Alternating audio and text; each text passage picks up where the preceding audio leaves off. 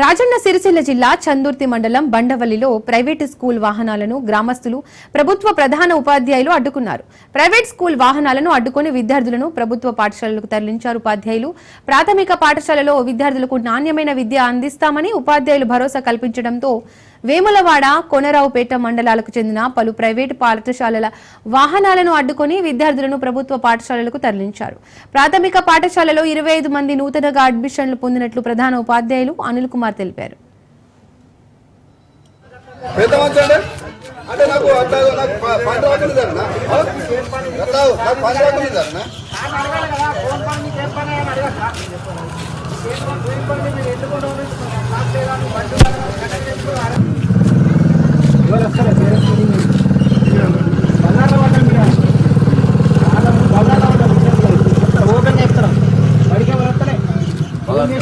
మీరే బాగా